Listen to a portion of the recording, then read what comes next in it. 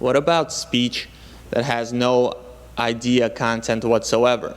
Things like insults, racial slurs, and maybe a picture of the Prophet Muhammad. I don't think it's true that they don't have any idea content, but it is not ultimately up to government to decide what has idea content versus what doesn't. It's ultimately up to government to enforce laws against, in my view, against the initiation of force and that protect rights. So the issue isn't, are your ideas good ones, or do they qualify as ideas as opposed to just blabber? Are they racist? Are they, do they have a lot of substance, or are they hollow?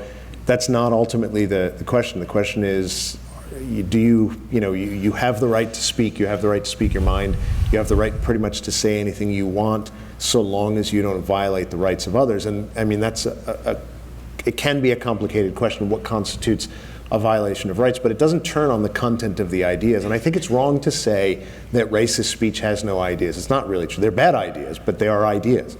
Even the cartoons, real quickly, even the cartoons, if right now we had a piece of paper and I drew a stick figure and on the bottom I wrote Moses, nobody would care. Yeah. If I wrote Jesus, nobody would care. If I wrote Mohammed, you guys would be looking for the exits. Yeah. So this shows you that it's not about the thing, it's about the idea behind the thing. Yeah. So you have to just not give those ideas. If that doesn't offend you, then don't give someone else's offense power over your own mind and action. Yeah. And I as he draws a stick figure right now. I mean, I would say that the...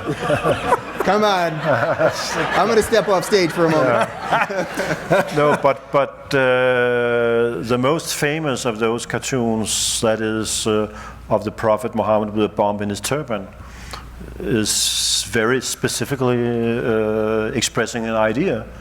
It says that there are Muslims who are committing terrorist acts in the name of the Prophet. And that's an idea. Yeah. But I think one of the beautiful things about the U.S. First Amendment tradition is that here you can never criminalize speech exclusively because of its content.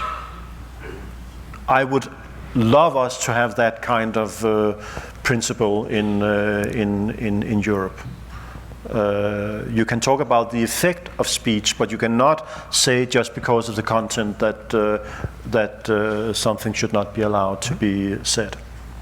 I, by the way, think that cartoon is brilliant. I think it's a brilliant example of political cartoons, so-called political cartoons at their height. I mean, it conveys precisely, everybody knew what that meant the moment they looked at it. Yeah, and it's the irony is that there are some Muslims who are saying, if you say we are violent, we are going to kill you. Yeah.